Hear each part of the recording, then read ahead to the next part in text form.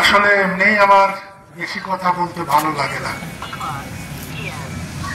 আর লাশ সামনে রেখে জানাজায় দাঁড়িয়ে কথাগুলো তো আমার জন্য আরো বিব্রতকর। আল্লাহ মেহরবানি করেছিলেন, মুক্তিযুদ্ধে সফলতা পেয়েছিলাম, এখানে আমার কোনো কৃতিত্ব নেই। এখানে মুক্তিযোদ্ধাদের কৃতিত্ব, দেশের মানুষের কৃতিত্ব আর আল্লাহর দয়া। আপনারা অনেকেই জানেন যে আমরা স্পষ্ট কথা বলতে খুব বিশ্বাস করি, ভালোবাসি। আর কদিন বাঁচবো? এনায়েত করিমের জানাজায় আমি শরীক হবো। আমি তো ভাবছিলাম এনায়েত করিম আমার জানাজায় শরীক হবে। গত পরশু দিনও তার সঙ্গে আমার কথা হয়েছে। স্যার আমার কত সম্মান দিয়েছিলেন, স্টেটে পাঠিয়েছিলেন। আসলে আমি কাউরে কিছু দিই, এসব আল্লাহর তরফ থেকে। একটা কথা এনায়েত করিমের জানা যায় বলছি, আমার দলে কাদেরিয়া বাহিনীতে একজন শ্রেষ্ঠ মানুষ হচ্ছে আনোয়ার আলম শহীদ, বেসামরিক প্রশাসক হিসেবে নির্ভুলভাবে কাজ করেছেন। আরেকজন যাকে আজকে কবর দিতে এসেছি, জানাজা করতে এসেছি, আবু মোহাম্মদ এনায়েত করিম, অ্যাডমিনিস্ট্রেটর হিসেবে তার আমি কোন ত্রুটি খুঁজে পাই নাই। তিনি আমার সঙ্গে কাজ করেছেন, আমার সঙ্গে ব্যবসা করেছেন।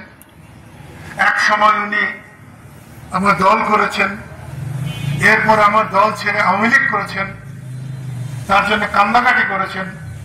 আমাকে গিয়ে বলছেন স্যার আমার বাড়িঘর থাকতো না, সেই জন্য আমি যে যা খুশি করেন। আমি তো কাউকে নিয়ে পরোয়া করি না, আমি আল্লাহকে পরোয়া করি, আমি রসুলকে পরোয়া করি।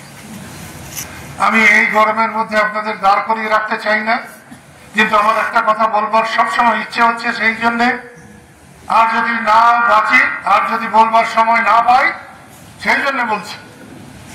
এই যে গান বানার দেওয়া হলো, এখানে কোন সম্মান আছে? আমরা বাপের বয়সের মানুষ, একজন দুইজন মুক্তিযোদ্ধা না বললে কিন্তু ওই এডিসি আমাকে যে জিজ্ঞাসা করতো না। এখানে যে মুস্তফা আছে অ্যাডভোকেট, ওরা অ্যাডভোকেট, কথা বলতে পারে, সাহস আছে, আমাদের তো সাহস নাই। সেই জন্য উনি জিজ্ঞাসা করেছেন আমাকে, এরকম আমাকে ডেকেছে। এটা কারো না বলার পরেও মুরব্বীদের সঙ্গে কথা বলা উচিত। বাংলাদেশের সবচেয়ে ক্ষতি হয়েছে, মুরব্বীর কোনো সম্মান নাই, মানুষের কোনো সম্মান নাই। যাদের গায়ের জোর তার সম্মান আছে। সেই জন্য মুক্তিযোদ্ধাদের বলি, যারা বাংলাদেশের নাগরিক, বাংলাদেশ যারা চায়, তাদের বলি, জয় বাংলা বলতে আমি বেঁচে থাকতেই জয় বাংলা বলার জন্য জেলে যায়, জেলে যেতে হয়। এনায়েত করিম কাছকে খবর দেওয়া হবে। এমন দিন না আসুক যে এনায়েত করিমকে কবর থেকে তুলে তার মরণোত্তর বিচার করা হয়। বঙ্গবন্ধুর মাথার উপরে পেশাব করা হয়েছে। আমি জিনিসগুলো শুধু মনে রাখবার বলছি। দেশকে ভালোবাসুন, দেশের মানুষকে ভালোবাসুন। মন্ত্রী মিনিস্টার যাই হন, আপনি সম্মানের জন্য হা করে থাকবেন না, মানুষকে সম্মান করবেন। আজকে দেশে যারাই মন্ত্রী মিনিস্টার, যারাই ক্ষমতা, তারা হা করে থাকে সম্মানের জন্য, সাধারণ মানুষকে কেউ সম্মান করে না।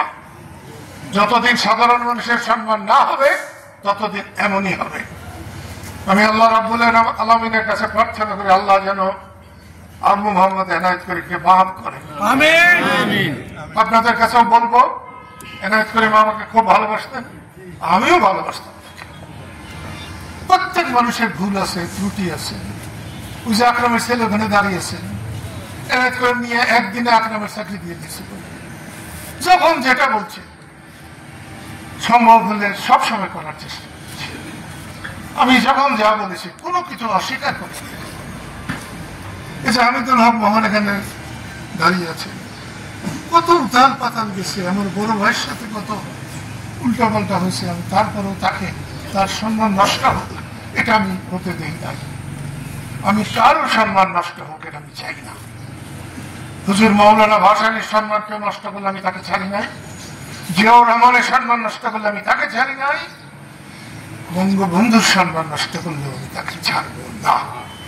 সর্বোপরি বাংলাদেশকে উন্নতির দিকে যেতে হবে, বাংলাদেশকে শান্তির দিকে যেতে হবে, প্রগতির দিকে যেতে হবে। এই জন্য সাধারণ মানুষের অংশগ্রহণের দরকার। এখানে মুক্তিযোদ্ধারা হচ্ছে প্রতীক, সম্মানের প্রতীক। তাদেরকে সম্মান দেখালে, ভালোবাসলে আল্লাহ খুশি হবে। এবং আমি হাদিস কোরআনে পড়েছি, দেশপ্রেমিক, একজন দেশপ্রেমিক সে কিন্তু সবচেয়ে আল্লাহর প্রিয়। দেশপ্রেম আল্লাহর কাছে সবচেয়ে প্রিয়। এবং বাংলাদেশে কেন, এই উপমহাদেশে বাংলাদেশের মুক্তিযুদ্ধের চাইতে বড় ভূমিকা আর হইতে পারে না। তাই এই যে মুজাহিদ, মুক্তিযুদ্ধের সৈনিক, তাদের আল্লাহ তাআলা আমি বিশ্বাস করি অত্যন্ত প্রিয়ভাবে তাদেরকে জায়গা দেবেন। আমি আপনাদের কাছে অনুরোধ করবো, এনায়েত করিম যদি আপনাদের কারো কাছে ব্যক্তিগত ভাবে কোনো ভুল ত্রুটি করে থাকে, আল্লাহর রাস্তায় আপনারা মাফ করে দেন। এই জানাজায় দাঁড়িয়ে মাফ করার মতো বড় আর পৃথিবীতে কিছু নাই। সারা দুনিয়া দিতে পারেন, কিন্তু এইখানে দাঁড়িয়ে যদি আপনি খালাস নিয়তে মাফ করতে পারেন, তাহলে আল্লাহ কিভাবে এনায়েত করিমকে দেশবাসী করবেন আমরা বুঝতে। আমি আবারও এনায়েত করিমের প্রতি সমবেদনা জানাই, তার পরিবারের প্রতি। আল্লাহ তাআলা এনায়েত করিমকে মাফ করুন, তার দেশবাসী করুন। এই পাড়ার সকল মানুষকে আল্লাহ তার পবিত্র আরশের ছায়া তলে হেফাজত করুন, আমিন। আপনাদেরকে জানা অবস্থায় অজানা অবস্থায় যদি কোনো কষ্ট দিয়ে থাকে